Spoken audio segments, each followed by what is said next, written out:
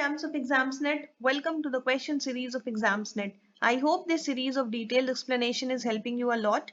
So today we are going to deal with physics questions from NEET RE exam 2022 and we are 50 questions here. So let's start the session. The first question is from the chapter Systems of Particles and Rotational Motion and the question is an energy of 484 joule is spent in increasing the speed of a flywheel from 60 rpm to 360 rpm. The moment of inertia of the flywheel is, okay, so the energy spent is given, that means change in energy is given, okay, and the angular speeds are given.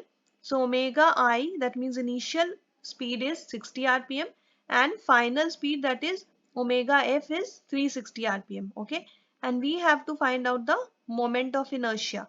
Now first of all, we'll convert the angular speed in terms of radian per second. So initial angular speed is given as 60 rpm. Now we know that 1 rpm is equal to 2 pi by 60 radian per second. Okay, radian per second. So 60 rpm will be equal to 60 into 2 pi by 60 radian per second, right? Now 60 will be cancelled. Here we'll get 2 pi radian per second. Similarly, final angular speed, that is 360 rpm, will be equal to 360 into 2 pi by 60 radian per second, right? Now here we'll get 6 into 2, that is 12 pi radian per second. So now initial speed is 2 pi radian per second and final speed is 12 pi radian per second. Okay. So change in energy, that means energy spent in changing the speed, will be equal to half I final omega square minus initial omega square, right? We know that we use half mv square in case of linear motion. Similarly, in case of angular motion, we write half I omega square. So here, since we have 2 omega final and initial, so we'll write omega final square minus initial omega square. Okay, so now we'll put the values. Change in energy is already given here. It is 484 joule, right? That will be equal to half I has to be determined. We don't know the value of I, and the final omega is 12 pi. So 12 pi square minus initial omega square, that is 2 pi square. Okay. So here 484 into 2 will be equal to I into, this side will have 12 into 12, that is 144 pi square, and this side will have 4 pi square. So we'll get 140 pi square, right? So this side will put 140 pi square. So what will be the value of I? It will be equal to 484 into 2 divided by 140 pi square. Okay, and on solving this, we'll get 0.7 kg meter square. So which option will be correct? Option B will be the correct answer. Question number 2 is from the chapter Atoms, and the question is, let R1 be the radius of the second stationary and R2 be the radius of fourth stationary orbit of an electron in Bohr's model. The ratio R1 by R2 is, okay.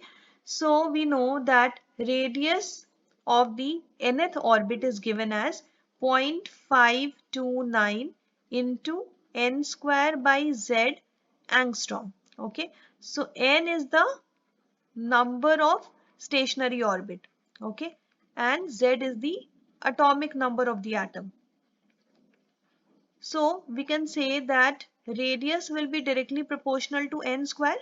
Okay, so in the first case it is given that r1 is the radius of second stationary orbit, that means n is equal to 2 in this case. Okay, and the second case is fourth stationary orbit, that means in this case n is equal to 4.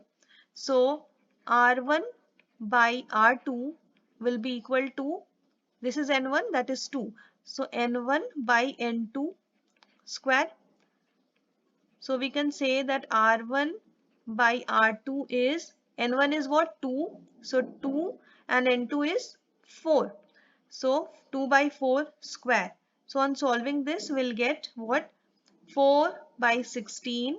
That means 1 by 4, right? So the ratio R1 by R2 is equal to 1 by 4 and 1 by 4 is equal to 0.25. So which option will be correct? Option B will be the correct answer.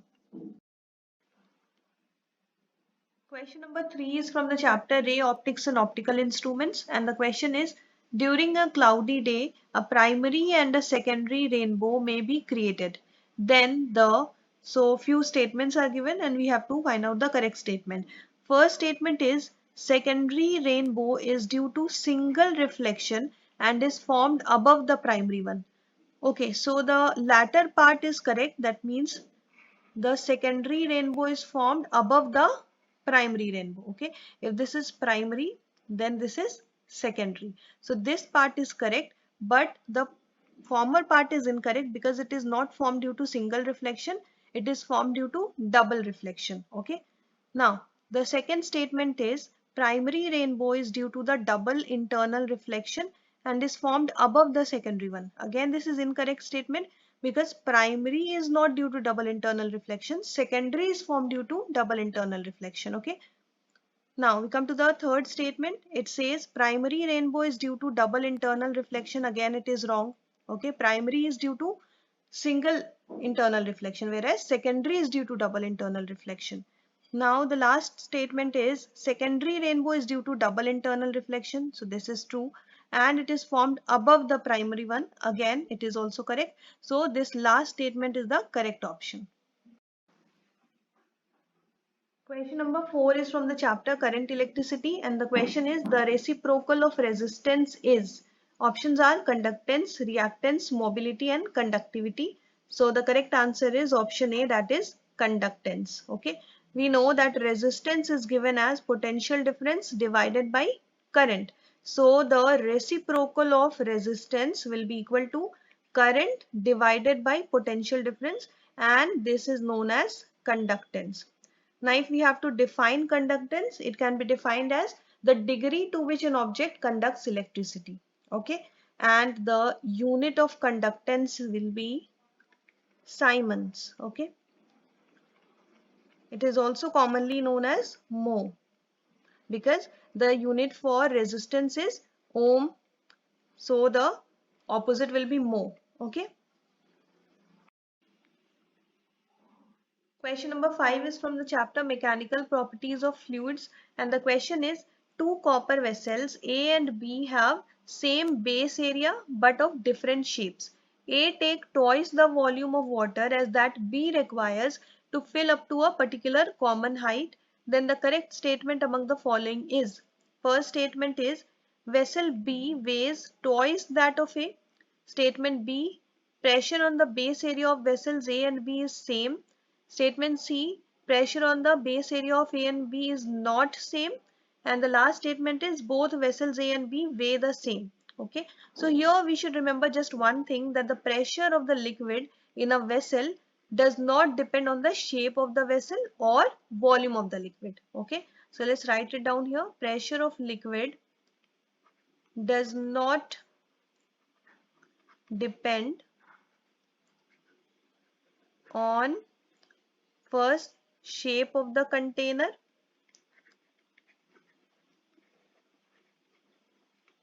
and second volume of the liquid in the container. Okay. So what does it depend on? It depends on the height of the liquid in a container, or we can say depth of the liquid in a container. Okay. So more the height, more will be the pressure. So here it is given that they have a particular common height. That means they will have the same pressure, right? So option B will be correct statement. Pressure on the base area of vessels A and B is same. Question number 6 is from the chapter Oscillations, and here we have some graphs mentioned in list 1 and we have to match them with the correct situations mentioned in list 2. Okay. So in the first one, we can see there is a repeated pattern in the graph, and we know that when a pattern is repeated with time, it is known as oscillations. But what we can see here, that the amplitude of the graph is changing. Okay, so it is basically decreasing.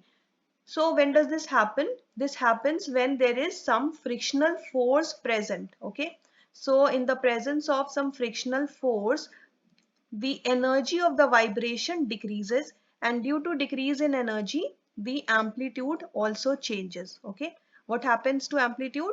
It also decreases, and therefore the graph looks something like this, and it is known as damped oscillation.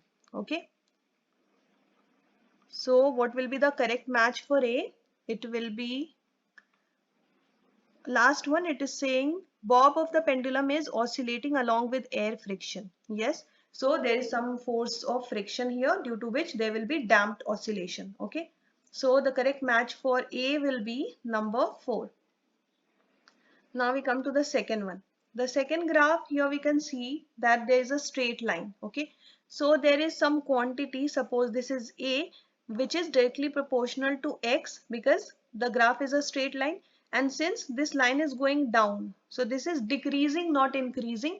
That means it will be proportional to minus X. Okay, now if we remove the proportionality sign and write A equals to minus Kx, then K will be some constant here. Okay, and can you relate this expression to some other expression? Yes, we know that restoring force of a spring is given as minus kx, right? So here this quantity is nothing but restoring force of a spring. Okay, so the correct match for B will be number 3. Okay, so let's write it down here. Match for B is number 3. Now, the third graph, here we can see again there is a repeated pattern. So this is oscillation, but the amplitude is same. Okay, amplitude is not changing. That means this is undamped oscillation. There is no air friction in this case. Okay, so no air friction leads to undamped oscillation. So here the amplitude remains same. So which will be the correct match for this? The second one, bob of a pendulum is oscillating under negligible air friction. So there is almost no air friction there, due to which there will be undamped oscillation. So the match for C will be number 2.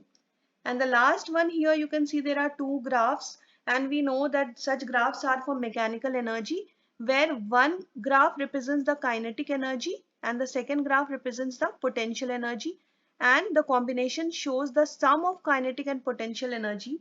That means total mechanical energy. So the total mechanical energy remains conserved, okay, by the law of conservation of energy. So the correct match for D will be number 1. Total mechanical energy is conserved. So the match for D will be number 1. So out of the given options, which will be the correct one? Option number C. You can see A4, B3, C2 and D1. Okay, so option C is the correct answer. Question number 7 is from the chapter Work, Energy and Power, and the question is, the distance covered by a body of mass 5 grams having linear momentum 0.3 kg meter per second in 5 seconds is. Okay, so first what is given? Mass is given. So mass is 5 grams and momentum is given as 0.3 kg meter per second. So we can see that momentum is in terms of kg meter per second, but mass is in terms of grams. So let's convert the mass in kg. Okay, so 5 grams means 5 divided by 1000 kg. Okay, now we know that linear momentum is given as the product of mass and velocity. Okay, so linear momentum is given, mass is given, we have to find out the velocity. So P divided by M will be the velocity, right? So let's write down velocity will be equal to linear momentum, that means 0.3 kg meter per second, divided by mass. So mass is 5 divided by 1000. Okay, so 5 and 1000 will go up here. Okay, so it will be 300 divided by 5, that means 60, and the unit will be meter per second. So now we have got the velocity, and what we have to find here? We have to find out the distance. Okay, so distance is equal to the product of velocity and time, right? So velocity into time. Now we have got the velocity here, it is 60 meter per second, and the time is 5 seconds. It is mentioned in the question. So it will be equal to 300 and the unit will be meter. Okay, so option B will be the correct answer. Question number 8 is from the chapter Electrostatic Potential and Capacitance, and the question is the distance between the two plates of a parallel plate capacitor is doubled and the area of each plate is halved. If C is its initial capacitance, then its final capacitance is equal to. Okay, so we know that capacitance of a parallel plate capacitor is given as epsilon naught A by D, where A is the area of each plate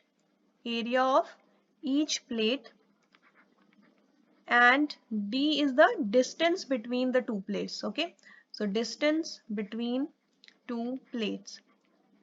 Now it is given that the distance between the two plates is doubled, right? That means the new distance, that is D dash, is equal to double the initial distance, that means 2D. And it is also given that area of each plate is half, that means the new area A dash will be half of initial area A by 2. Okay, so now what will be the new capacitance? Here we'll put the value of new distance and new area. Okay, so it will be equal to epsilon naught A by 2 divided by 2D. Okay, so 2D. So here we'll get epsilon naught A by 4D, and we know that epsilon naught A by D is equal to the initial capacitance. Okay, here we have seen. So the new capacitance is 1/4 of initial capacitance, right? So we can say that it is C by 4. That means option A will be the correct answer. Question number 9 is from the chapter Moving Charges and Magnetism, and the question is a closely packed coil having 1000 turns has an average radius of 62.8 centimeter. If current carried by 62.8 centimeter wire of the coil is 1 ampere, then the value of magnetic field produced at the center of the coil will be nearly, and the permeability of free space is given as 4 pi into 10 to the power minus 7 henries per meter. So this is the mu naught. Okay, now we know that magnetic field at the center of a coil is given as mu naught Ni by 2R. Okay, so N is the number of turns of coil, I is the current, and R is the radius of the coil. Okay, so all three are mentioned in the question already. Now mu naught is also mentioned. It is 4 pi into 10 to the power minus 7 henries per meter. So 4 pi into 10 to the power minus 7. Then N, that is number of turns, is 1000, and I is current. So current is given as 1 ampere, right? Divided by 2R, that means 2 into 62.8 centimeter. So R is 62.8 centimeter. In meter, it will be equal to 62.8 into 10 to the power minus 2 meter, right? So here we'll write 62.8 into 10 to the power minus 2. Okay. Now on solving this, we'll get 10 to the power minus 3, and the unit of magnetic field is Tesla. So 10 to the power minus 3 Tesla means option A will be the correct answer. Question number 10 is from the chapter Electromagnetic Waves, and the question is the magnetic field of a plane electromagnetic wave is given by vector B equals to 3 into 10 to the power minus 5 cos 1.6 into 10 to the power 3x plus 48 into 10 to the power 10 t j cap. Then the associated electric field will be. Okay, so we have to find vector E. Now if we write the general form of this equation, it will be vector B equals to B naught cos kx plus omega t j cap, right? Now if we relate these two expressions, we can find out the values of B naught, k and omega respectively from the equation mentioned in the question. Okay, so what will be the value of B naught? It will be 3 into 10 to the power minus 8. There is some misprint in the question. It will be minus 8. Okay, so B naught equals to 3 into 10 to the power minus 8. Then the value of k will be 1.6 into 10 to the power 3, and the value of omega will be 48 into 10 to the power 10. Okay, now we know that the ratio of E naught to B naught is a constant that is written as c, and this c can be calculated by dividing omega by k. Okay, so let's put the values of omega and k. Omega is 48 into 10 to the power 10 and k is 1.6 into 10 to the power 3. So on solving this, we'll get 3 into 10 to the power 8 and the unit will be meter per second. Okay, now we have got the value of c and the unit vector for c is minus I cap. Okay, so E naught by B naught will be equal to C. That means the value of E naught will be C into B naught. Okay, so C is 3 into 10 to the power 8 and B naught is 3 into 10 to the power minus 8. Okay, so on solving this, we'll get 9 and the unit will be Newton per Coulomb. Okay, so we have got the value of E naught, but we have to find out vector E. So vector E will be equal to E naught cos kx plus omega t k cap. Okay, so everything is similar to the expression of vector B, but here the unit vector is k cap. Why? Because the unit vector for E will be equal to unit vector of B cross unit vector of C. Okay, so the unit vector of B is j cap.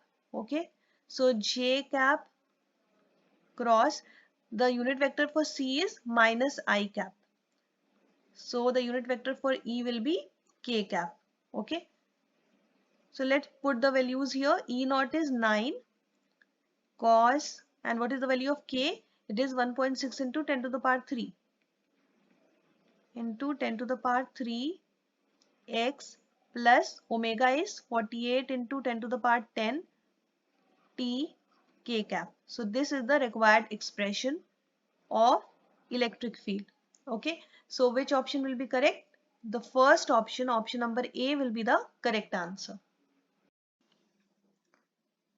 Question number 11 is from the chapter Oscillations, and the question is the restoring force of a spring with a block attached to the free end of the spring is represented by. Okay, so we know that for a spring which has an object attached to its free end, the restoring force is given as minus kx, where x is the displacement.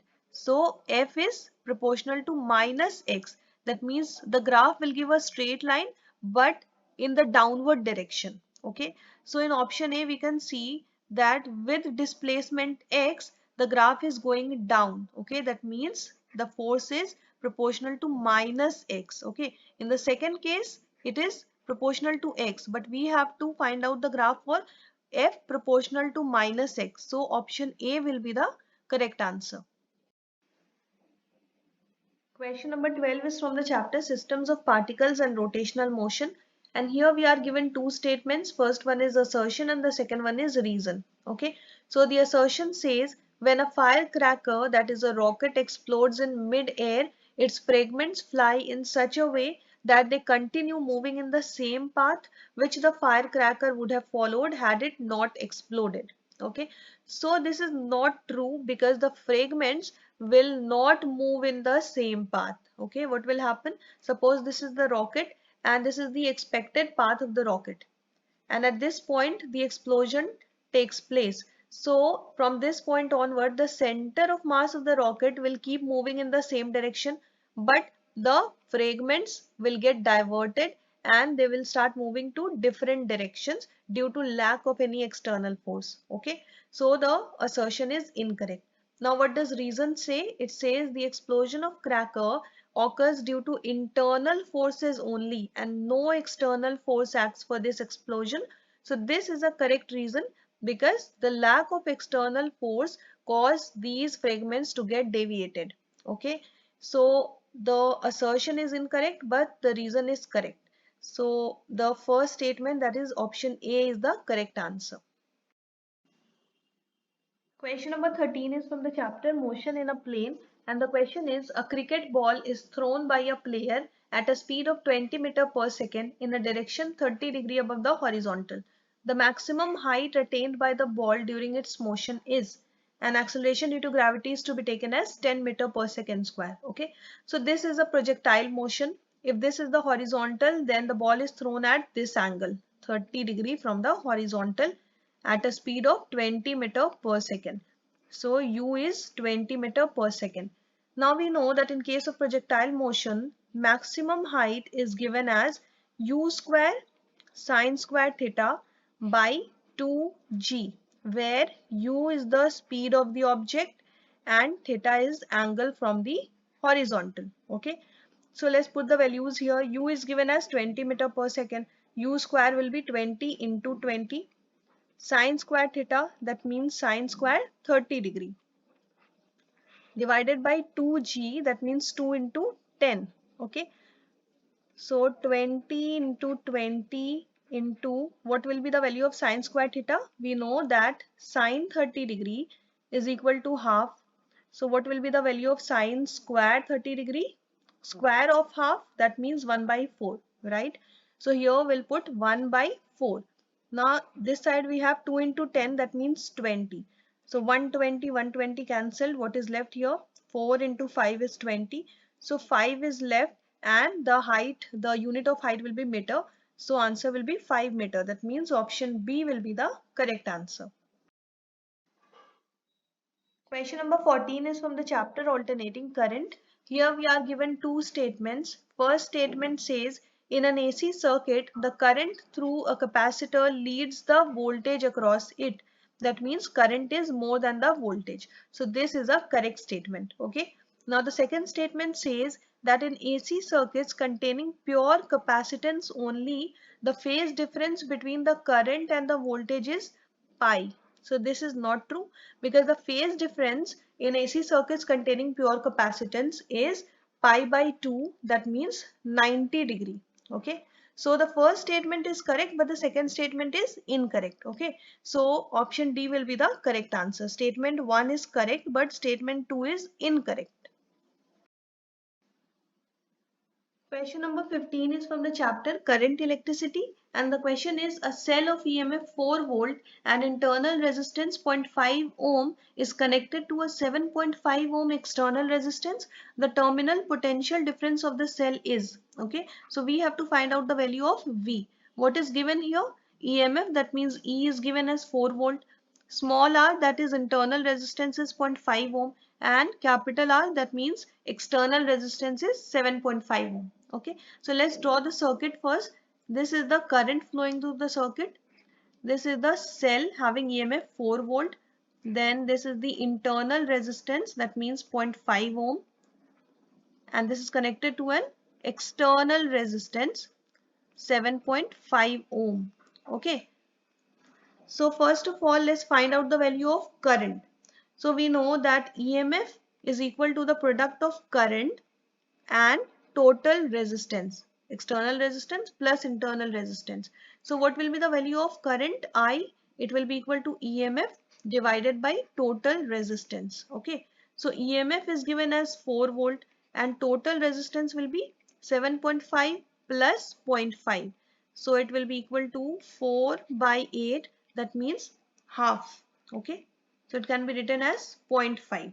Okay. So 0.5 ampere is the value of current. Now we have to find out the value of V. So V, that means terminal voltage, is equal to E minus IR. Okay. So here we have to consider the internal resistance only. EMF is 4. I is 0.5 ampere. So 0.5 into internal resistance is also 0.5. So it will be 4 minus 0.25. That means 3.75 volt. Okay. So option B will be the correct answer.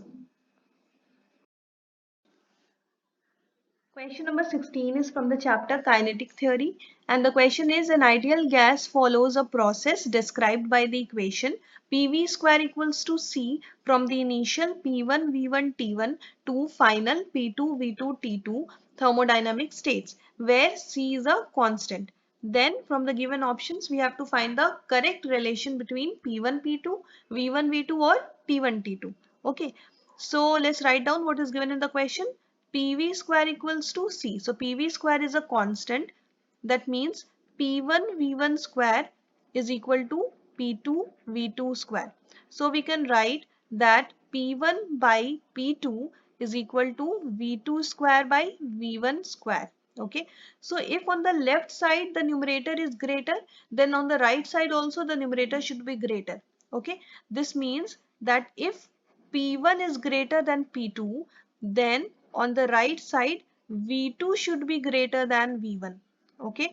But in the first option it is given that if P1 is greater than P2, then V1 is greater than V2. That is not true because V2 should be greater than V1. Okay. So first option is incorrect. Now let's use another method. We'll write again PV square is a constant. So we can say that PV into V is a constant. Okay. Also, we know that from ideal gas equation, PV equals to nRT. So in place of PV, we can write nRT. So let's write it down. nRT into V is a constant. So we can say that T into V is a constant. Okay. That means T1 V1 equals to T2 V2. Okay.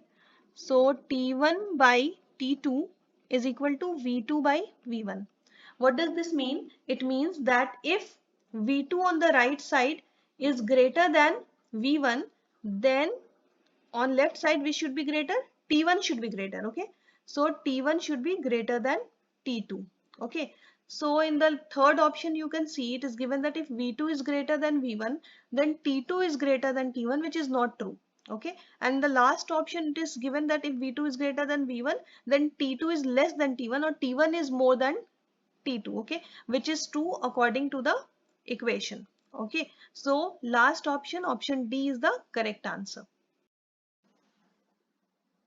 Question number 17 is from the chapter Moving Charges and Magnetism, and the question is the shape of the magnetic field lines due to an infinite long straight current carrying conductor is. Options are a plane, a straight line, circular and elliptical. Okay. So suppose this is the infinite long straight current carrying conductor, then the magnetic field lines are like this. Okay. That means these are concentric circles whose center lie on the wire. Okay. So let's write it down. Magnetic field lines due to an infinite straight current carrying conductor are concentric circles. That means these have a common center. Okay. So concentric circles whose center lies on the wire. Okay. So which option will be the correct one? Option C. These are circular. So option C is the correct answer. Question number 18 is from the chapter Semiconductor Electronics. Here we are given a circuit and we have to identify the equivalent logic gate represented by this circuit. Okay. So we can see that there are two switches here. Suppose this is switch A and this is switch B. Okay. So open switch means what? That the switch is off and in this case the input will be 0. Okay. And closed switch means that the switch is on and in this case the input will be 1. Now what will be the output? Output will be represented by the condition of LED. Okay, when the LED glows, it means the output is 1. If the LED does not glow, that means the output is 0. Okay, so what happens if any one of the switches or both the switches are on, then the output will be 1. That means the LED will glow. Okay, so let's write down the possible inputs of A and B and then whether LED will glow or not. Okay, so suppose both the switches are off, that means the inputs are 0 for both, then in this case the LED will not glow and the output will be 0 because at least one switch should be on. Okay, now suppose switch A is on, then the input is 1 and the switch B is off, that means input of B is 0. In this case the output will be 1, that means LED will glow because one switch is on Okay, similarly, if A is 0 and B is 1, then also LED will glow. Okay, output will be 1. And if both are on, then it is obvious that the LED will glow. Okay, so in which case this happens? This happens in case of OR gate. Okay, that means the equivalent logic gate is OR. So option B is the correct answer. Question number 19 is from the chapter Dual Nature of Radiation and Matter. And the question is, the light rays having photons of energy 4.2 electron volt are falling on a metal surface having a work function of 2.2 electron volt. The stopping potential of the surface is. Okay, so what is given? Energy is given. We know that energy is equal to h nu. So that is given as 4.2 electron volt. Then work function, that means W is given as 2.2 electron volt. We have to find out the stopping potential, that is Vs. Okay, so we'll use the Einstein's equation here. Okay, so by Einstein's equation, h nu, that means energy, is equal to the work function plus E into Vs, where Vs is the stopping potential. Okay, stopping potential.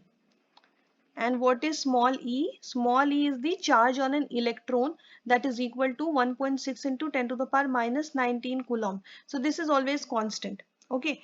Now let's put the values here. H nu, that means energy, is given as 4.2 electron volt. So 4.2 electron volt equals to W, that means 2.2 electron volt, plus E into Vs. Okay. So this side we can write 4.2 electron volt minus 2.2 electron volt equals to EVS. Okay. So 4.2 minus 2.2 will be 2. So 2 electron volt equals to EVS. So E is the same number on both sides. Okay. This is a constant. So E will be cancelled. So we can say that Vs, or the stopping potential, will be equal to 2V. Okay, so which option will be the correct one? Option C will be the correct answer. Okay. Question number 20 is from the chapter Oscillations, and here we have to identify the function which represents a non-periodic motion. Okay, so how do we identify a periodic motion? We know that periodic motion always consists of a sine or cosine function. Okay, so let's write it down here. Periodic motion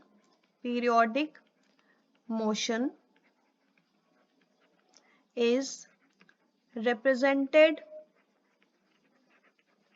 by sine and cosine functions. Okay, that means harmonic functions.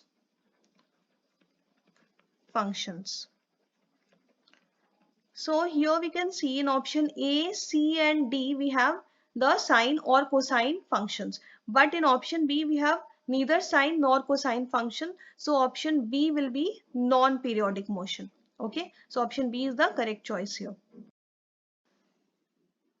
Now question number 21 is related to alternating current, and the question says an inductor of inductance 2 millihenry is connected to a 220 volt 50 Hz AC source. Let the inductive reactance in the circuit is X1. Now if 220 volt DC source replaces the AC source in the circuit, then the inductive reactance in the circuit becomes X2. Okay, so we have to determine the X1 and X2 respectively. So let's talk about the first case, that means when AC source is applied.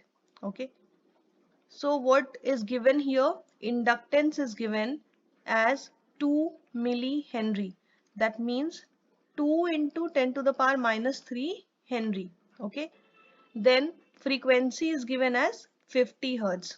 Okay, now how do we find the reactance? Reactance X1 will be equal to omega into L, where omega is equal to 2 pi into F. Okay, F is the frequency, into L. So let's put the values here. 2 into, what is the value of pi? It is 3.14, and frequency is given as 50 Hertz, and inductance is 2 into 10 to the power minus 3. Okay, now if we solve this, we'll get 0.628 ohm. Okay, so x1 is 0.628 ohm. Now we have to find x2. That means when DC source is applied. Okay, so in this case, again, the formula for reactance will be same. That means omega L, that is equal to 2 pi F into L. But in this case, the frequency will be 0 because frequency in DC source is 0. So the whole expression will become 0. Okay. So x1 will be 6.628 ohm and x2 will be 0. Okay. So which option will be correct? Option D will be the correct answer. Okay. Question number 22 is from the chapter Electromagnetic Waves, and the question is the ratio of the magnitude of magnetic field and electric field intensity of a plane electromagnetic wave in free space of permeability mu naught and permittivity epsilon naught is. Okay, so we have to find out the ratio of magnitude of magnetic field and electric field. Now it's very simple. We know that the ratio of magnitude of electric field and magnetic field is given as constant C. Okay, that means electric field to magnetic field. But here we have to find out the ratio of magnitude of magnetic field to electric field. That means we have to find out B by E. Okay, so this will be the reciprocal of this one. Okay, that means it will become 1 by C. Okay, so option C will be the correct answer. We have nothing to do with mu naught or epsilon naught here. Okay. Question number 23 is from the chapter Dual Nature of Radiation and Matter, and the question is the threshold frequency of photoelectric metal is nu naught. If light of frequency 4 nu naught is incident on this metal, then the maximum kinetic energy of emitted electrons will be. Okay, so what is given in the question? The frequency of light, that means nu, is equal to 4 times nu naught, where nu naught is the threshold frequency. Okay, and we have to find out the maximum kinetic energy, that means Ke max. So let's use the photoelectric equation here. By photoelectric equation, we know that the energy h nu is equal to h nu naught plus maximum kinetic energy, right? So here it is given that nu is equal to 4 nu naught. So let's put the value here. H into 4 nu naught equals to h nu naught plus Ke max. Okay. So this side we have 4h nu naught and this side we have h nu naught. So if we bring it this side, it will be minus h nu naught and that will be equal to Ke max. Okay. So 4h nu naught minus h nu naught, that means 3h nu naught is equal to the maximum kinetic energy of emitted electrons, and this is what we need to find in this question. Okay, so maximum kinetic energy is 3h nu naught. That means option D will be the correct answer. Here there is some misprint. It will be 3h nu naught. Okay, so option D will be the correct answer. Now question number 24 is from the chapter Current Electricity, and here we have to find the equivalent resistance of the infinite network that is shown here. Okay, so let's have a look at this portion. Here we can see that three 1 ohm resistances are connected in series in this manner. Okay, now the same pattern is repeated till infinity. That means there is no end to it. Okay, so let's reduce it to a small network by neglecting the repeated parts. Okay, so what will we get here? 1 ohm resistance, then again 1 ohm resistance and 1 ohm resistance this side. Okay, 1 ohm, 1 ohm and 1 ohm. Now in place of the repeated parts, we can put the equivalent resistance, say resistance X. Okay, now have a look at this portion. Here we can see that this 1 ohm resistance and resistance X are in parallel combination. Okay, so the effective resistance of this portion will be what? X into 1 by X plus 1. Okay, because this is how we find the effective resistance in case of parallel combination. Okay, so it will be equal to X by X plus 1. Okay, so now suppose this is R1, this is R2 and this resistance is R3. Okay, so now we can say that R1, R2 and R3 are in series combination. So what will be the effective resistance? It will be equal to R1 plus R2 plus R3. Okay. So let's put the values here. Effective resistance is X.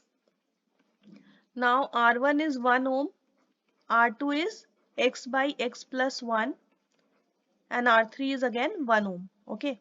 So on solving this, we'll get X equals to 2 plus X by X plus 1.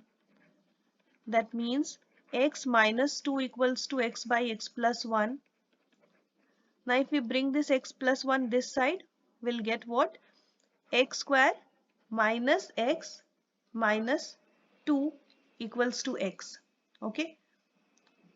Now on solving it further, we'll get X square minus 2X minus 2 equals to 0. So this is the final equation that we have got. Now this is quadratic equation. So we can find out the value of X, that is the root of this equation, by using the formula X equals to minus B plus minus under root B square minus 4AC divided by 2A. Okay. So let's put the values here. B is minus 2. So minus B will be 2. Plus minus under root B square is 2 minus 2 square, that means 4. Minus 4 into A into C, that means 4 into 1, that is 4, into 2, that is 8. Okay, so into minus 2, this is C is minus 2. So it will be 4 minus 8. Okay, that will become 4 plus 8 divided by 2 into 1, that is 2. Okay, so on solving this, we'll get 2 plus minus root 12 by 2. Now on taking 2 outside on the numerator part, we'll get 1 plus minus under root 3. Okay, and 2, that 2 will be cancelled by the denominator 2. Okay, so what will be left here? 1 plus minus root 3 ohm. Okay, so which option will be correct? Option D will be the correct answer. Okay. Question number 25 is from the chapter Wave Optics, and the question is, if the screen is moved away from the plane of the slits in a Young's double slit experiment, then the options are linear separation of the fringes decreases, angular separation of the fringes increases, angular separation of the fringes decreases, or linear separation of the fringes increases. Okay, so suppose this is the plane of the slits and we have two slits here, slit 1 and slit 2. Okay, and this side we have the screen. So the distance between the plane of the slits and the screen is denoted as capital D, whereas the distance between the two slits is denoted as small d. Okay, so we know that the fringe width, that means B, is equal to lambda into capital D by small d. Okay, where lambda is the wavelength of the light. Okay, and B is the fringe width, right? That means the fringe width is directly proportional to capital D.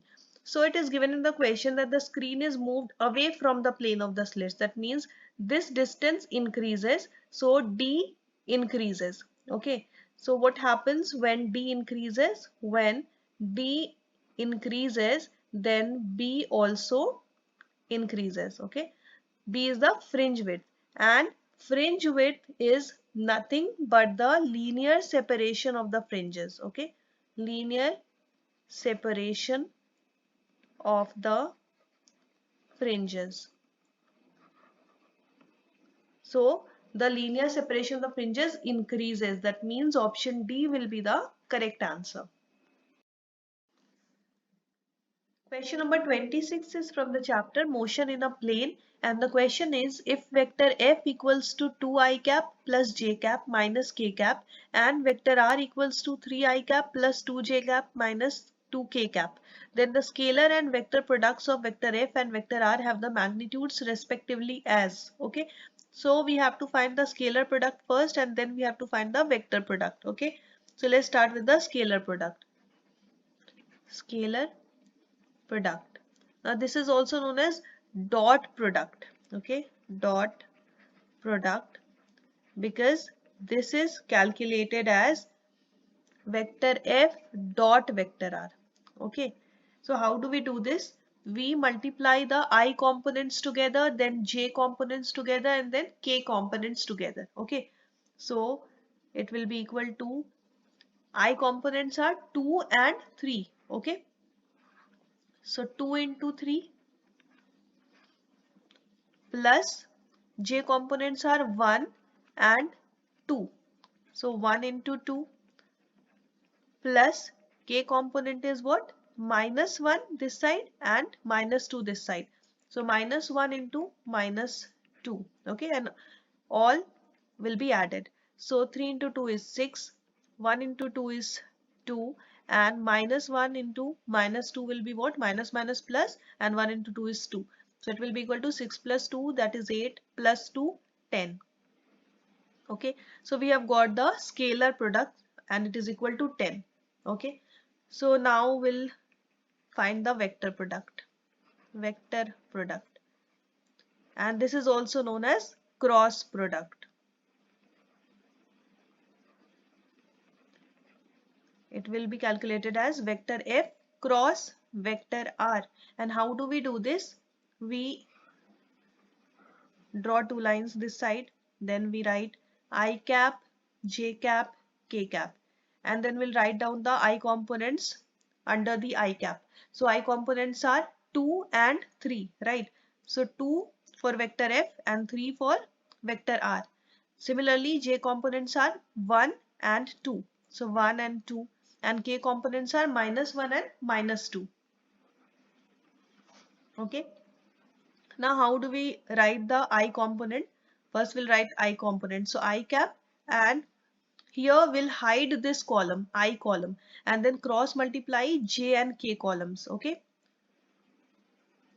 So minus 2 into 1 is minus 2, and 2 into minus 1 is minus 2 again. Okay. So this minus minus 2, that means it will become plus 2. Okay. Now J cap. So this side we'll write minus, and similarly this time we'll hide the J column and then cross multiply I and K columns. Okay. So 2 into minus 2 will be minus 4. So minus 4 minus this side 3 into minus 1 minus 3. Then again it will become plus 3. Okay. And now K cap. This time we'll hide the K column and cross multiply I and J columns. Okay. So 2 into 2 minus 3 into 1. Okay. So 2 into 2 is 4, minus 3 into 1 is 3. Got it? So this side we can see that minus 2 plus 2 will be 0. So I cap is 0. Okay.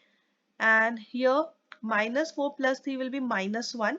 So minus 1 and minus J, that means it will be plus 1. Okay. So it will be J cap only, plus 4 minus 3, that means 1. So 1 K cap, again J cap plus K cap.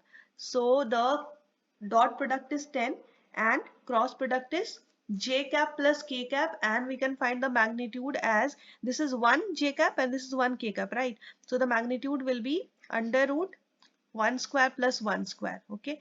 So it will be equal to root 2. Got it? So this is the cross product or the vector product. So which option will be correct? Last option. The scalar product is 10 and the vector product is root 2. Question number 27 is from the chapter nuclei, and here we are given two statements. So the first statement says the law of radioactive decay states that the number of nuclei undergoing decay per unit time is inversely proportional to the total number of nuclei in the sample.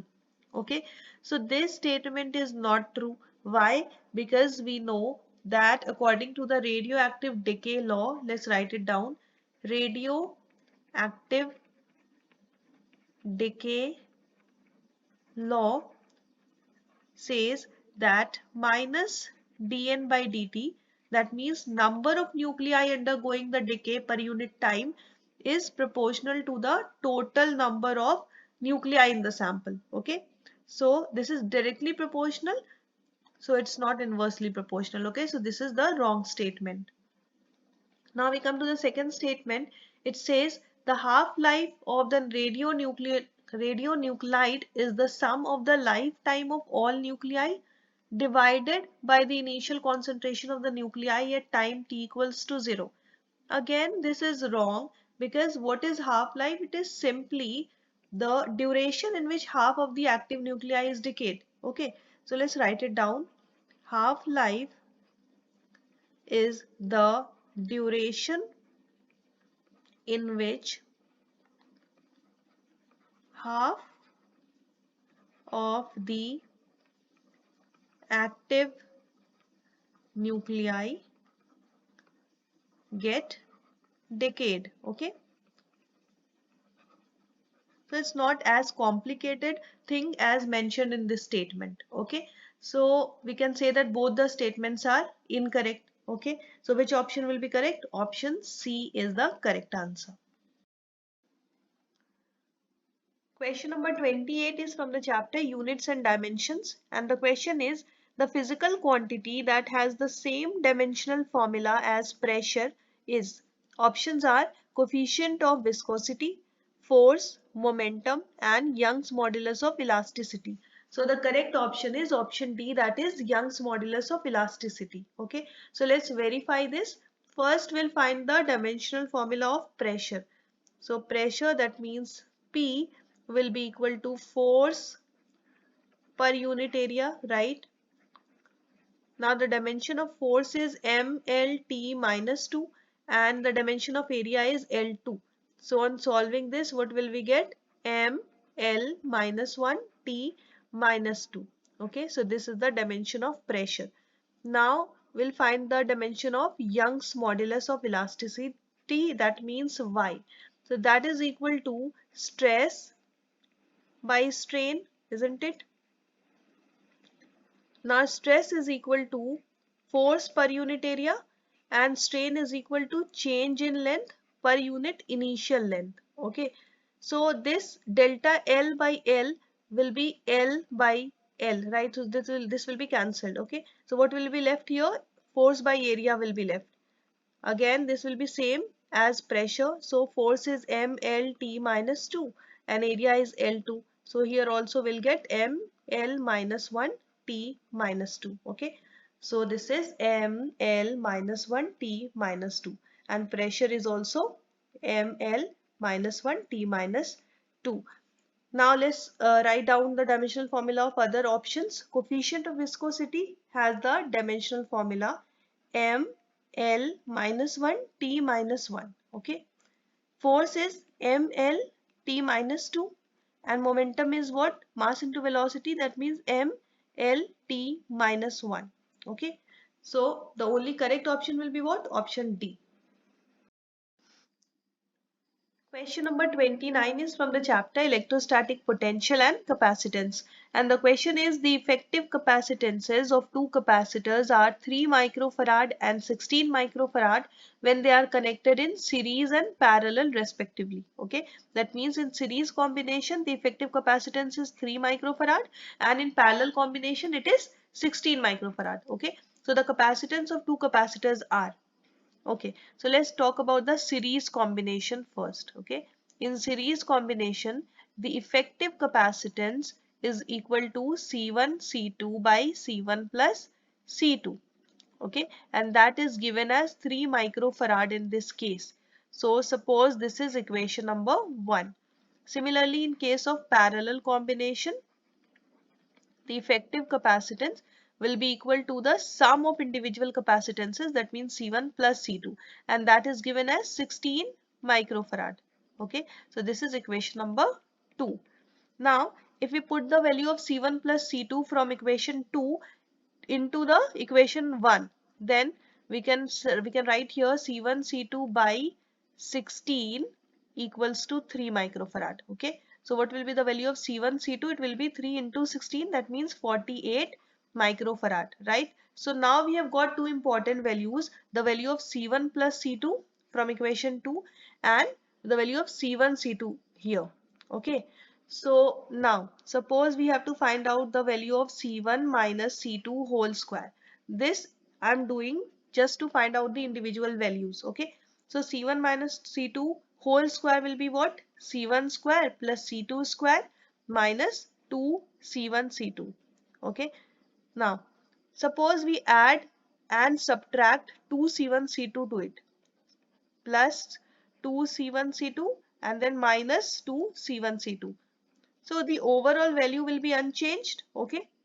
But we'll arrange it differently this time. We'll take this C1 square, C2 square plus 2C1C2. Then this will be equal to C1 plus C2 whole square, right? And then what will be left? Minus 2C1C2 this side and minus 2C1C2 this side. So it will be equal to minus 4C1C2. That means C1 minus C2 whole square will be equal to C1 plus C2 whole square minus 4C1C2. Now we know the value of C1 plus C2. It is equal to 16 microfarad, right? Look at this equation number 2. So 16 square. We can write this, right? Minus 4C1C2 and C1C2 is 48 microfarad. So 4 into 48. Okay. So 16 square will be what? 256 and 4 into 48 will be 192. So on subtracting this we'll get 64. So C1 minus C2 is 64.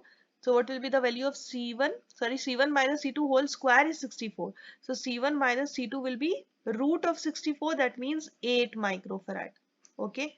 So we have got the value of C1 minus C2 also. Okay. So now we can find out the value of C1 or C2 from it. Okay. How? See, we know that C1 plus C2 is 16 and we also know that C1 minus C2 is 8. Okay. So if we add it, we'll get, this will be cancelled. 2C1 equals to 24. Okay. So C1 will be equal to 24 divided by 2. That means 12. So now we have got the value of C1. So we can find out the value of C2 from any one of the equations. Okay. So it will be equal to 4 microfarad. So which option will be correct? Option D will be the correct answer. C1 is 12 microfarad and C2 is 4 microfarad. Okay. Question number 30 is from the chapter Wave Optics, and the question is, after passing through a polarizer, a linearly polarized light of intensity I is incident on an analyzer making an angle of 30 degree with that of the polarizer. The intensity of light emitted from the analyzer will be, okay. So suppose this angle is theta. So we'll use the law of Malus here, okay. So by law of Malus, we know that the intensity of light, intensity after passing through the analyzer, suppose it is I dash, so it will be equal to I, that means initial intensity, into cos square theta. Okay, so theta is 30 degree in this case, so I cos square 30 degree. Okay, now we know that cos 30 degree is equal to root 3 by 2. So what will be the value of cos square 30 degree? It will be equal to square of root 3 by 2. That means 3 by 4, right? So it will be equal to I into 3 by 4. That can be written as 3I by 4. So which option will be correct? Option D will be the correct answer. Question number 31 is from the chapter Laws of Motion, and the question is, in the diagram shown, the normal reaction force between 2 kg and 1 kg is, and we have to consider that the surface is smooth, okay, and the value of G is to be taken as 10 meter per second square. Now what do we see here? We see that there is a surface that is inclined at an angle 30 degree from the horizontal and three masses are kept on it. One is 3 kg mass, then 2 kg mass and then 1 kg mass. Okay. Also we can see that two types of forces are acting on these masses. First force is in the downward direction and the other force is in the upward direction. So the force that is acting in the upward direction, this one is the normal reaction force.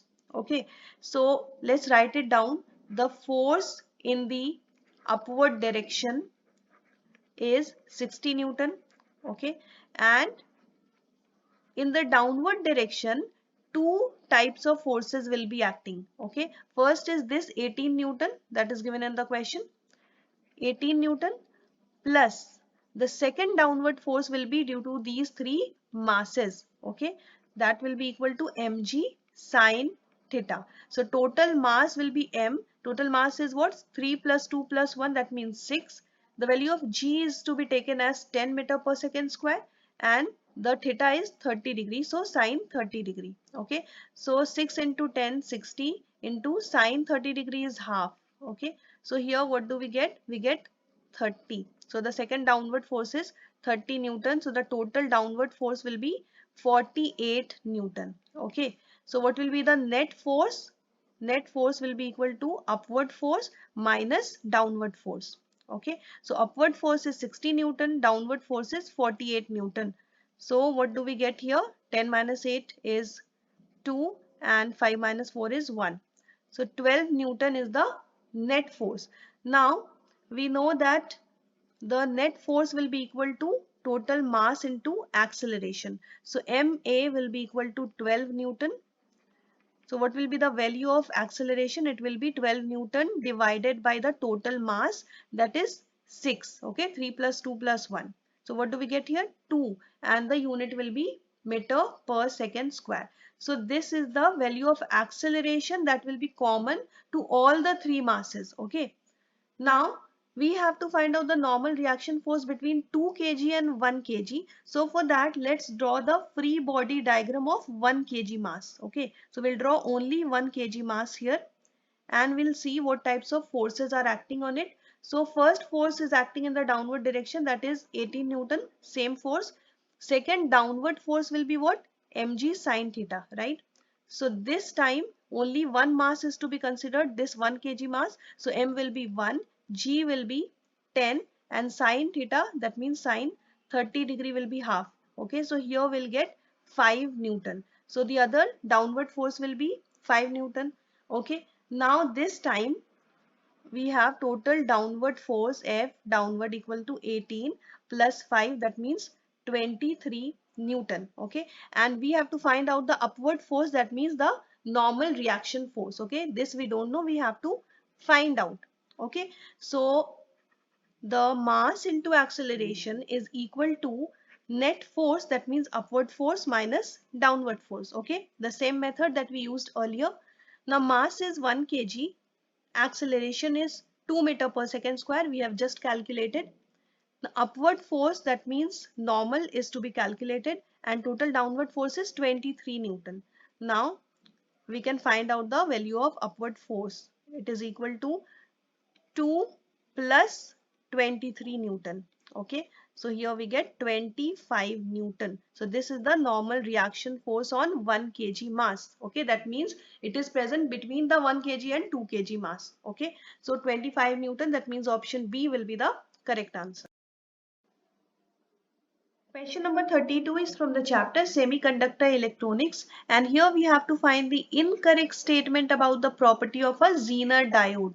So how does a Zener diode look? Its symbol is like this. Okay, so we have Z-like structure here.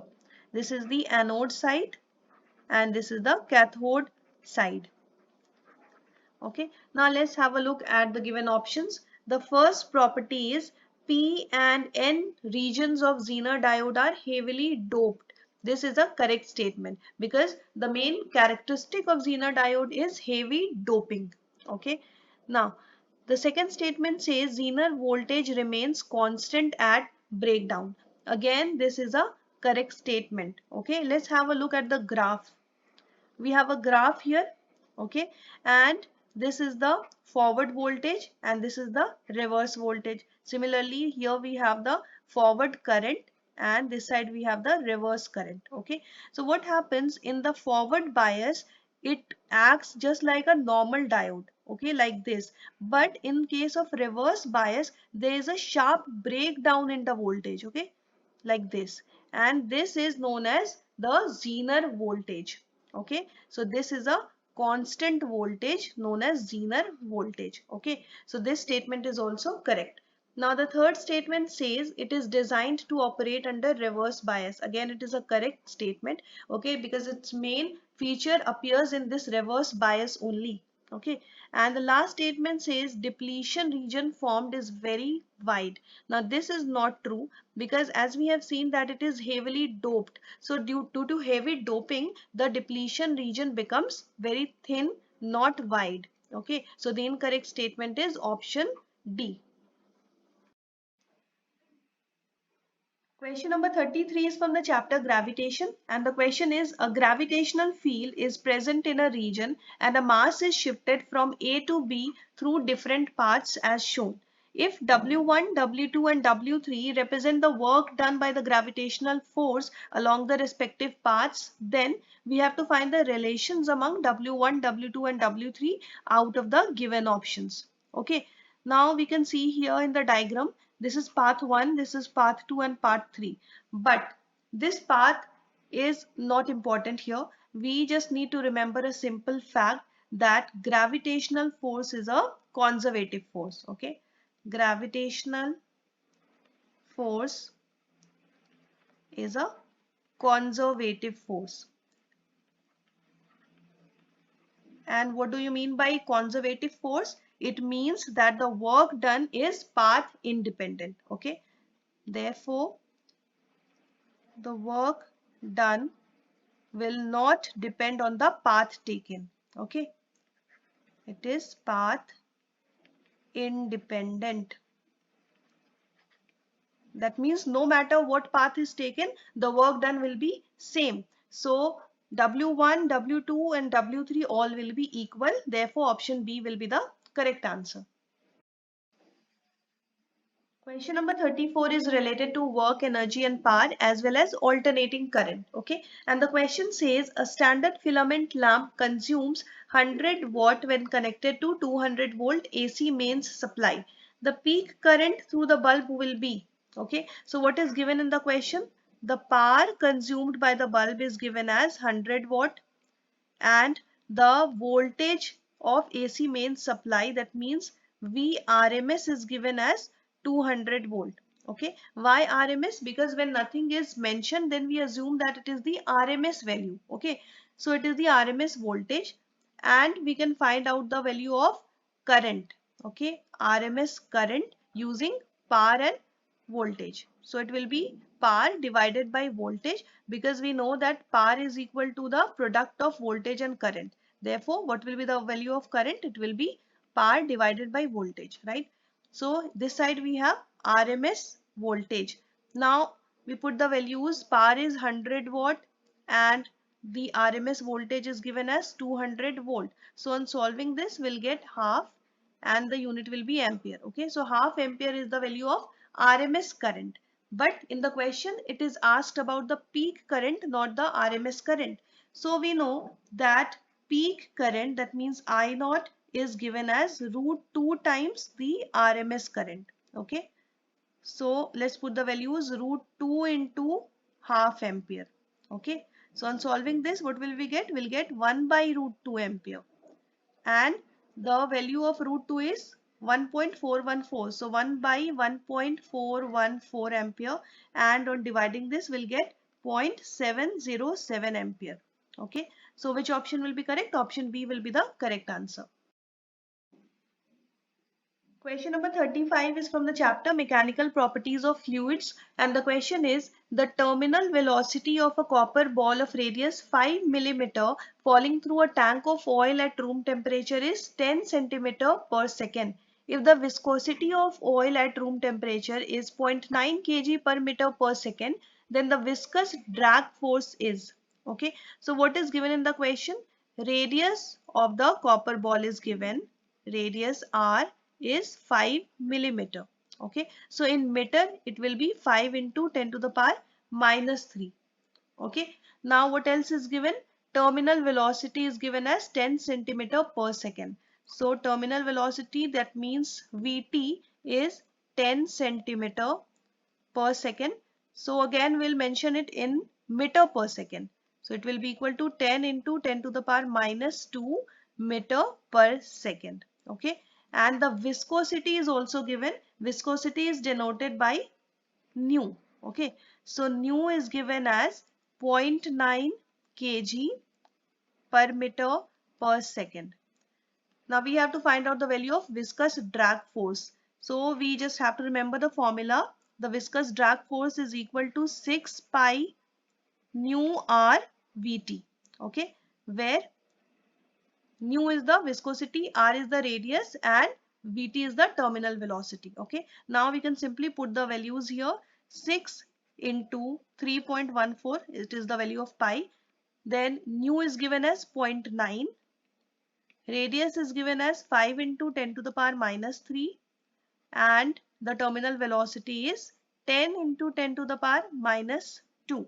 Okay, so on solving this, we'll get 84.78 into 10 to the power minus 4, and we can write it as 8.478 into 10 to the power minus 3, and the unit of force will be Newton.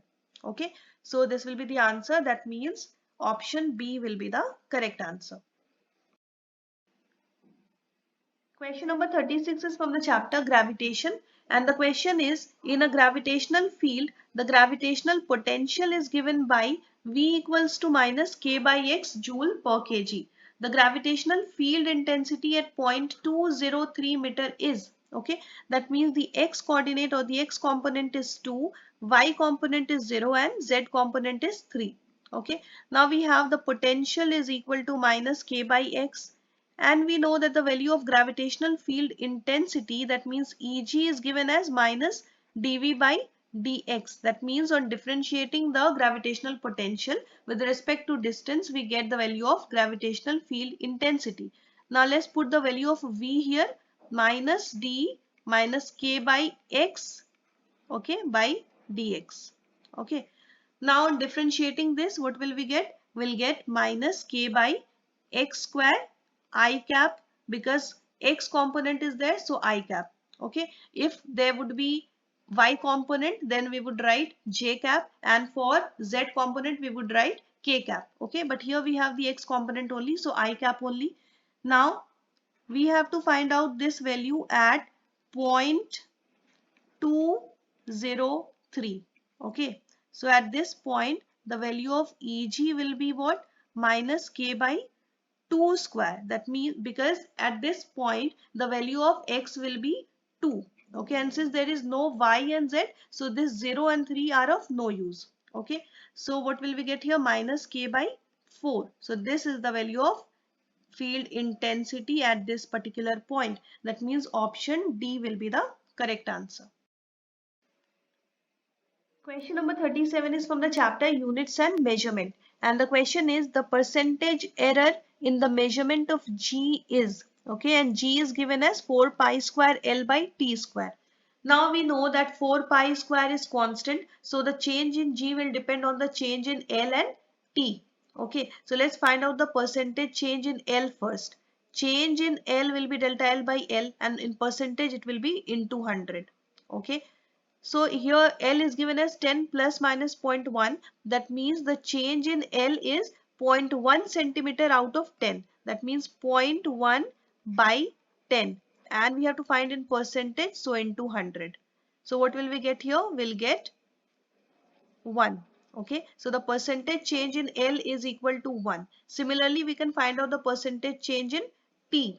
Okay, so T is given as 100 plus minus 1. So percentage change in T, that means delta T by T into 100 will be equal to 1 by 100 into 100. Again we'll get 1. But we have T square here. Okay, that means 2 times this change. So T, for T square, the percentage change will be equal to 2 times this change. That means 2. Okay, so the percentage change in L is 1 and the percentage change in T is 2. So we can find out the percentage change in G. That means delta G by G into 100 will be equal to the percentage change in L, that means 1, plus percentage change in T, that means 2. So it will be equal to 3. Okay, so 3%, that means option D is the correct answer. Question number 38 is from the chapter Moving Charges and Magnetism, and the question is, Two very long straight parallel conductors A and B carry current of 5 ampere and 10 ampere respectively and are at a distance of 10 centimeter from each other. The direction of current in two conductors is same, then the force acting per unit length between two conductors is. Okay, so we have two straight parallel conductors, conductor A and conductor B. The magnitude of currents carried by them is 5 ampere and 10 ampere respectively, and the direction is same. Okay, so we know that for the same direction of current, the conductors experience an attractive force. Okay, whereas for different direction, the force experienced is repulsive. Okay, but in this case, since the direction is same, the force will be attractive. Okay, now we have to find out the value of force per unit length of the conductors, and that is given as mu naught I1 I2 divided by 2 pi r, where I1 and I2 are the currents carried by them and r is the distance between the two conductors. Okay, so let's put the values here. Mu naught is given in the question. It is 4 pi into 10 to the power minus 7. So 4 pi into 10 to the power minus 7 into I1 is 5 ampere and I2 is 10 ampere, right? Divided by 2 pi r, that means 2 pi into, what will be the value of r? R is given as 10 centimeter. Okay, so 10 centimeter is equal to 10 into 10 to the power minus 2 meter, right? So let's put the value here, 10 into 10 to the power minus 2. Now pi cancelled, 2 into 2 is 4. So on solving this, what will we get? We'll get 10 to the power minus 4 and the unit will be Newton per meter. Okay. So what will be the answer? The force per unit length will be 10 into 10, 1 into 10 to the power minus 4 Newton per meter, and it will be attractive in nature. Okay. So option D will be the correct answer. Question number 39 is again from the chapter Moving Charges and Magnetism, and the question is, the magnetic field on the axis of a circular loop of radius 100 centimeter carrying current I equals to root 2 ampere at point 1 meter away from the center of the loop is given by. Okay, so we have a circular loop whose radius is given. Now if this is the center of the loop, then we have to find the magnetic field at some point that is 1 meter away from the center of the loop. Okay, now what is given in the question? The value of current carried by the loop is given as root 2 ampere. Then the radius of the loop is given as 100 centimeter. So we'll write in meter. So 100 centimeter is equal to 1 meter. Okay, now the distance x is given as 1 meter again. Okay, now we know that to find the magnetic field on the axis of a circular loop, we use the formula B equals to mu naught I r square divided by 2 r square plus x square raised to the power 3 by 2, where I is the current carried by the loop, r is the radius of the loop, and x is the distance of point from the center of the loop. Okay, so let's put the values here. We know that mu naught is a constant and its value is 4 pi into 10 to the power minus 7. Okay, so 4 pi into 10 to the power minus 7 into current is root 2 ampere, radius is 1 meter, so 1 square. Okay, divided by 2, again r square, that means 1 square, plus x is also 1 meter, so x square will also be 1 square, and it will have the power 3 by 2. Okay, so 2 into 2 is 4, and what will we get here? 2 pi into 10 to the power minus 7 into root 2 divided by, here again we'll get 2 root 2. Okay, so 2 will be cancelled, root 2 will be cancelled, and we'll get pi into 10 to the power minus 7, and the unit of magnetic field is Tesla. Okay, now we know that the value of pi is 3.14, so it will be equal to 3.14 into 10 to the power minus 7 Tesla. So which option will be the correct answer? Option B will be the correct answer. Okay. Question number 40 is from the chapter Nuclei, and the question is, at any instant two elements x1 and x2 have same number of radioactive atoms. If the decay constant of x1 and x2 are 10 lambda and lambda respectively, then the time when the ratio of their atoms becomes 1 by E will be. Okay, so we know that the number of atoms decayed will be equal to n naught into e to the power minus lambda into t, where n naught is the number of radioactive atoms present, lambda is the decay constant, and t is the time taken. Okay, now here we have two elements x1 and x2 which have same number of radioactive atoms. That means n naught is same in them. Okay, so this n, that means number of atoms decayed, will vary with e to the power minus lambda t. Okay, now for these two elements we can write that nx1 by nx2 will be equal to e to the power minus lambda x1t by e to the power minus lambda x2t. Okay, now this part can also be written like this: e to the power minus lambda x1t plus lambda x2t, isn't it? Now, what else is given in the question? It is given that the ratio of their atoms becomes 1 by E. That means this whole expression becomes equal to 1 by E. Okay, so e to the power minus lambda x1t, here we have x1. Okay, so x1t plus lambda x2t will become 1 by E.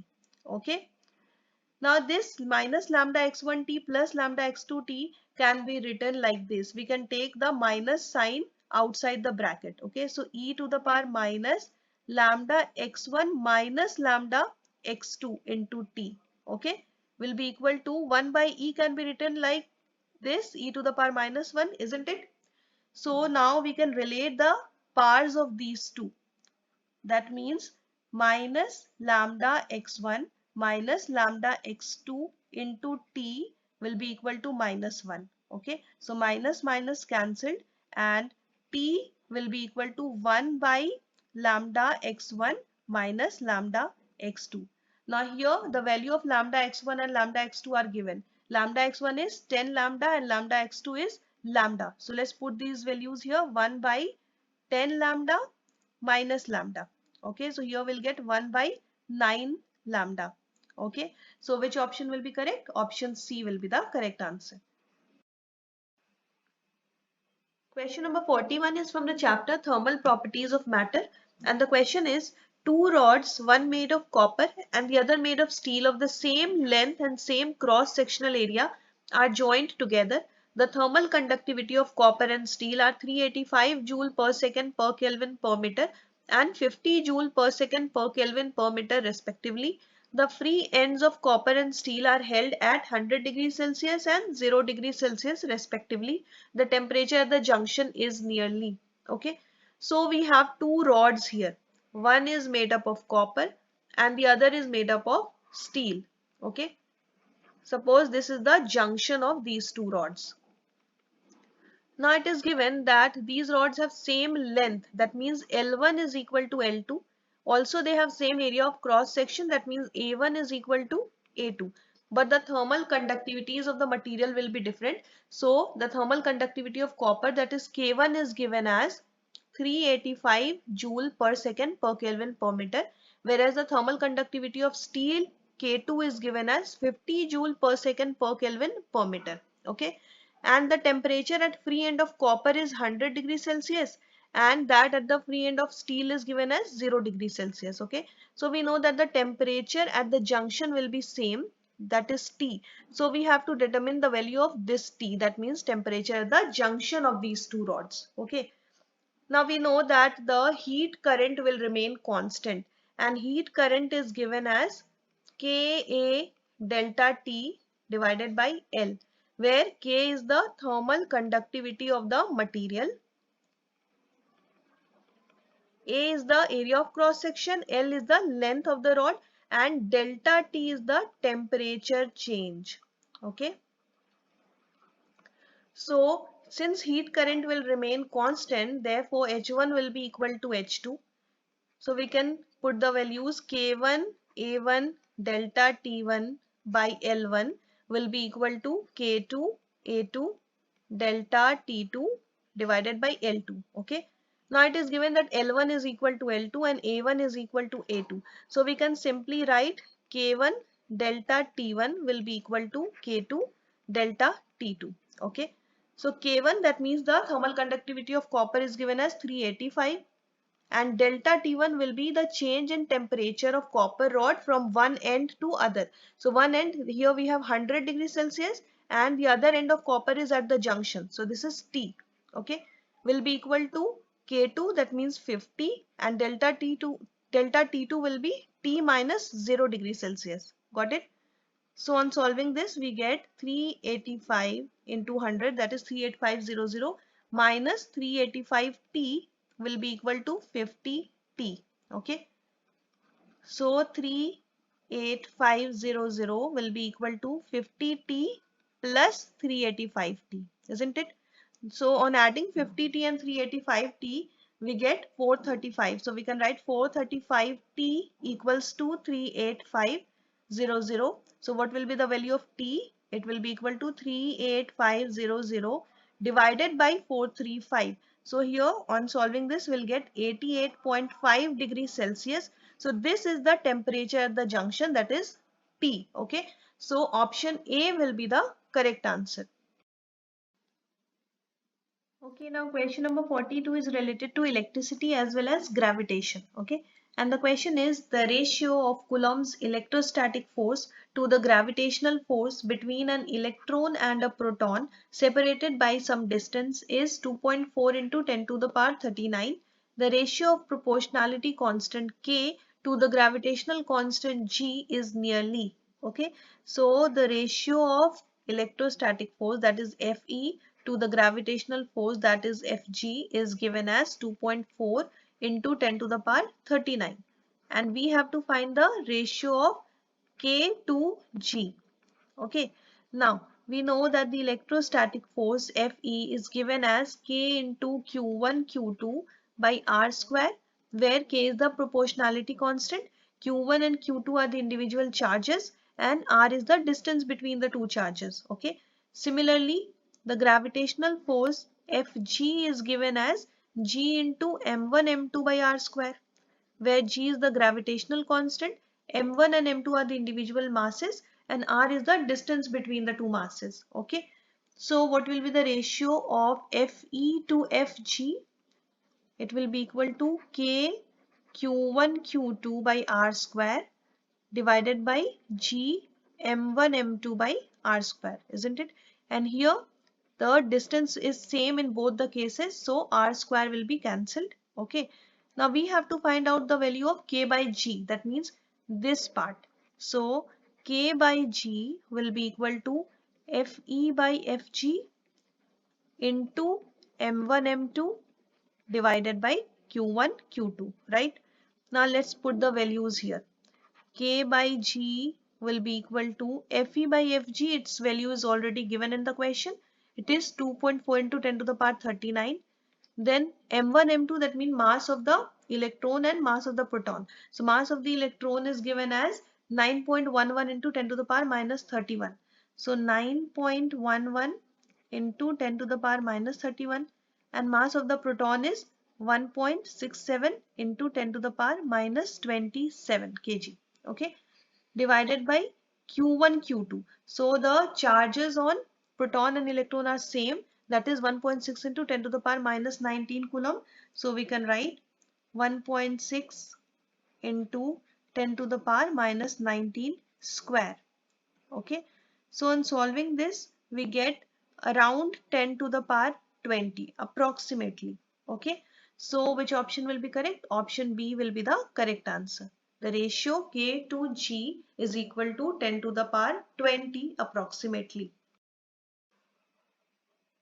Question number 43 is from the chapter Motion in a Straight Line, and the question is the position time graph for positive acceleration is. Okay, so we know that the position time graph or the xt graph gives us the velocity of a particle, right? Also the rate of change of velocity, that means dv by dt, gives us the acceleration. So for positive acceleration, dv by dt should also be positive. Okay. Now let's have a look at the first graph. Here we can see that the slope is going down. that means the velocity is decreasing. But since it is a straight line, it means the velocity is decreasing at a constant rate. And when the rate is constant, the acceleration will be 0. Okay, so first option will not be the correct answer. Similarly, if you look at the last option, here you can see that the slope is going up. That means velocity is increasing, but again at a constant rate. Okay, since there is a straight line. So at a constant rate.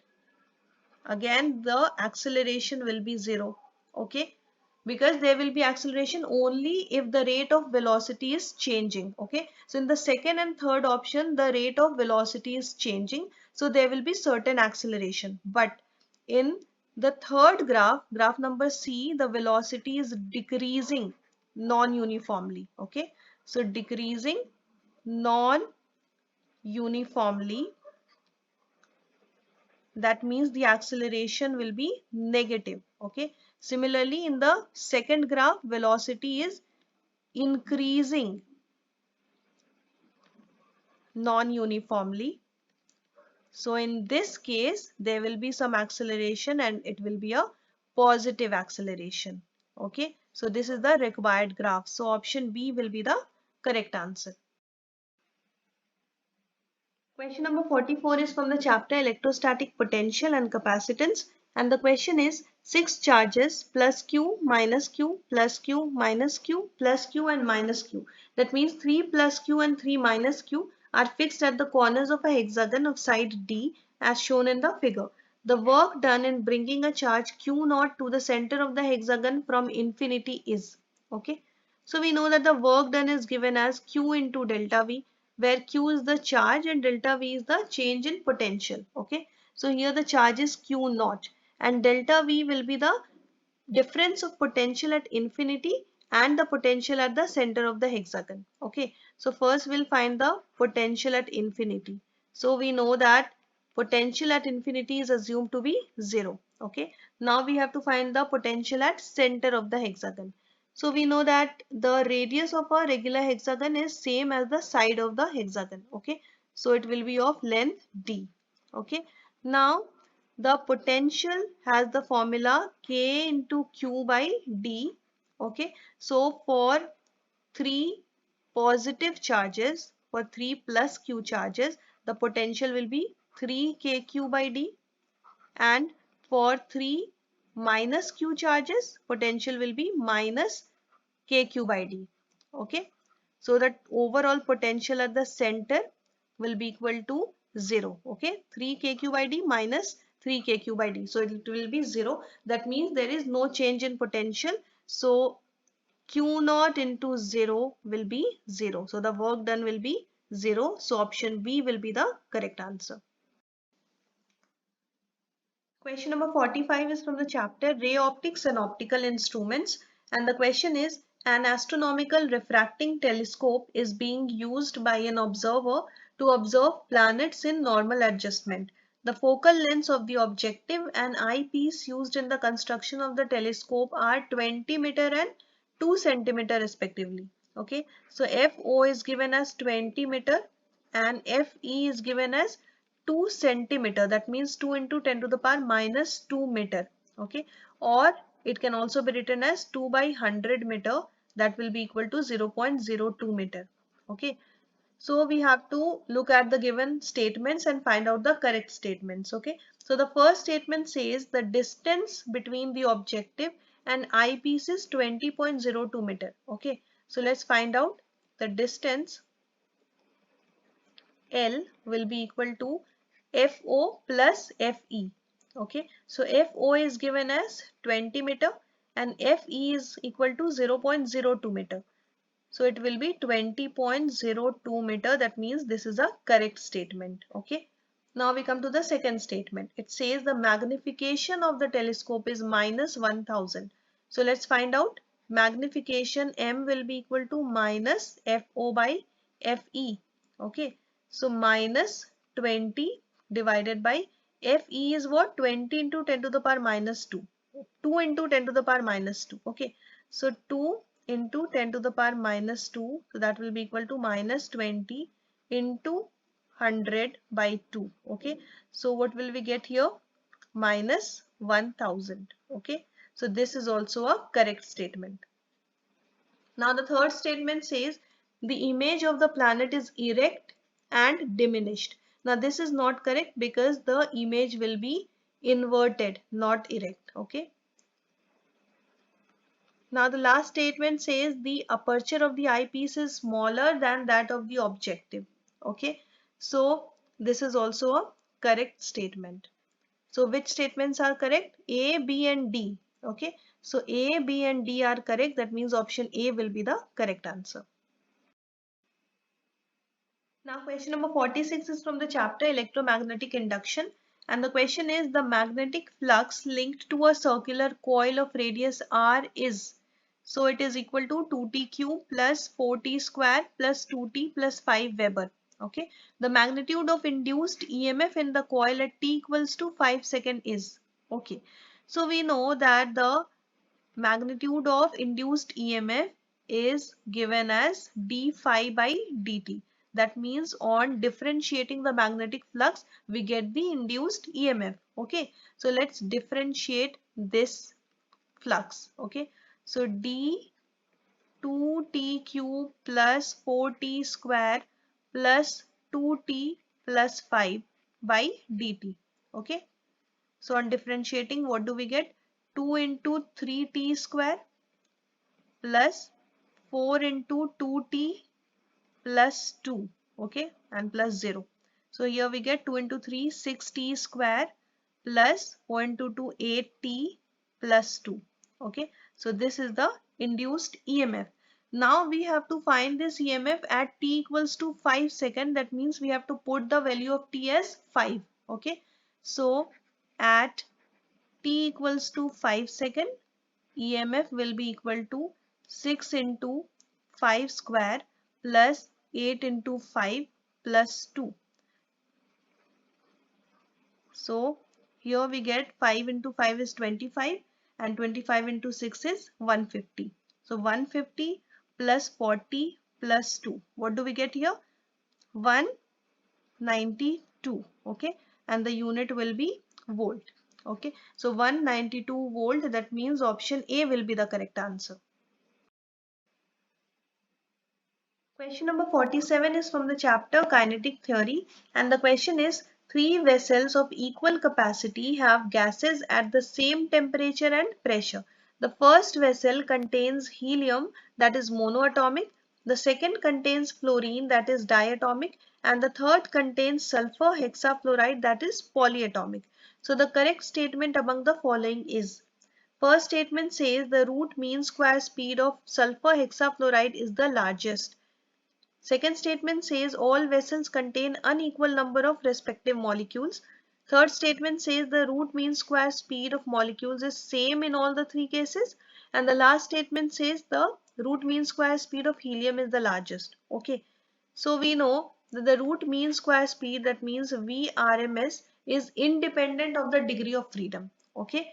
It is given as under root 3 RT by M, where R is the gas constant, T is the temperature, and M is the molecular mass of the gas. Okay, that means VRMS is inversely proportional to root M, right? That means lesser the value of M, more will be the value of VRMS. Okay, so which gas will have maximum VRMS? The gas which have least molecular mass. Okay, so since helium has least molecular mass, therefore VRMS of helium will be largest. Okay, that means which option will be correct? Option D will be the correct answer. Question number 48 is from the chapter Waves, and the question is an organ pipe filled with a gas at 27 degrees Celsius resonates at 400 Hz in its fundamental mode. If it is filled with the same gas at 90 degrees Celsius, then the resonance frequency at the same mode will be. Okay, so here we have two temperatures. T1 is given as 27 degrees Celsius. So in Kelvin it will be 27 plus 273, that means 300 Kelvin. Okay. Similarly, T2 is given as 90 degrees Celsius. So in Kelvin it will be 90 plus 273 Kelvin. That means 363 Kelvin. Okay. Now the frequency at T1, that means F1 is given as 400 Hertz, and we have to find out the frequency at T2. That means F2 is to be determined. Okay. Now we know that the frequency is given as velocity divided by wavelength. Okay. This means the frequency is proportional to velocity. And we know that the velocity of sound is proportional to root t. Therefore, the frequency will also be proportional to root t. Okay. So F1 by F2 will be equal to under root T1 by T2. Right. Now F1 is given as 400 Hertz, F2 is unknown, under root T1 is 300 Kelvin, we have to write in Kelvin.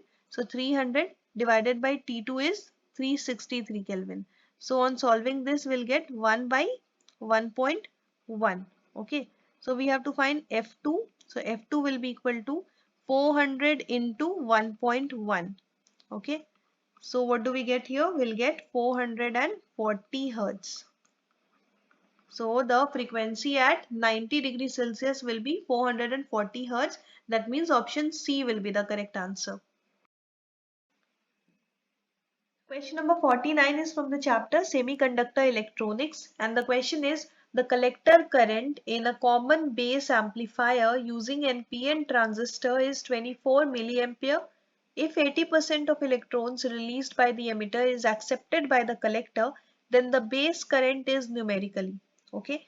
So we have common base amplifier. That means if this is the base, then the base current will be entering the base. Okay. Then the emitter current will be leaving the base and the collector current will be entering the base. Okay. For NPN transistor. Now, it is given that the collector current is 24 milliampere. Also, it is given that 80% of the electrons released by the emitter is accepted by the collector. That means this current 24 milliampere is 80% of the emitter current. Okay. So 80%, that means 80 by 100 of emitter current is 24 milliampere. Okay. So what will be the value of emitter current? It will be 24 divided by 80 into 100 milliampere. Okay. So on solving this, we get 30. Okay. So 30 milliampere is the emitter current. Now we have to find out the base current. So we know that the sum of the base current and collector current gives us the emitter current. Okay. So base current will be equal to emitter current minus collector current. So emitter current is 30 milliampere and collector current is given as 24 milliampere. So the base current will be 6 milliampere and it will be entering the base. Okay. So which option will be correct? Option D will be the correct answer. Now the last question is from the chapter Current Electricity, and the question is the sliding contact C is at 1/4 of the length of the potentiometer wire AB from A as shown in the circuit diagram. If the resistance of the wire AB is R0, then the potential drop V across the resistor R is. Okay. So here we can see there are two resistances. First is this resistance R and the other is the resistance of the wire AB, that is R0. Okay. And it is given that this C sliding contact is at 1/4 of the length of the wire AB. Okay, that means this part AC is 1/4, so the resistance will also be 1/4 of the total resistance of the wire. That means R0 by 4. Okay, so RAC will be equal to R0 by 4. Okay, and what will be the resistance of this part? C to B, RCB will be equal to R0 minus R0 by 4, that means 3 R0 by 4. Okay. Now in this part here, from here to here we can see that this R0 by 4 and this resistance R are in parallel combination. Okay, so the effective resistance of this part will be what? R1 R2 by R1 plus R2. Okay, so R effective of this part will be R0 by 4 into R divided by R0 by 4 plus R. Okay, so on solving this, what we get? We get R0 by 4 R plus R0. Okay, so this resistance and this resistance 3 R0 by 4 are in series combination now. Okay, you can see here A to B. Here we have C. Okay, so the equivalent resistance of this part is R0 by 4R plus R0, and the resistance of this part is 3R0 by 4.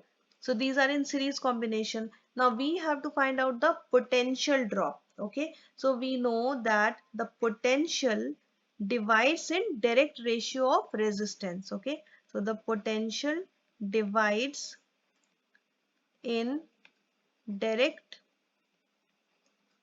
ratio of resistance. Okay, so the potential drop across the resistor R, that means potential drop across AC, will be equal to RAC divided by RAC plus RCB, the total ratio of this part, into V0. Okay, so if we put the value, RAC is R0 by 4R plus R0. Then this side we have RAC again R0 by 4R plus R0, and RCB is 3R0 by 4 into V0. Okay, so on solving this we get 4R V0 by 16R plus 3R0. Okay, so this will be the total potential drop across AC. Okay, so which option will be correct? Option B will be the correct answer. Okay, so here we complete all the physics questions from this paper. I hope the session was helpful to you. We'll come back with another session. Till then, keep learning, keep scoring high. For any doubt related to papers, join our Telegram channel. Link is given in description. Also, don't forget to subscribe our YouTube channel for more such informative videos. Thank you.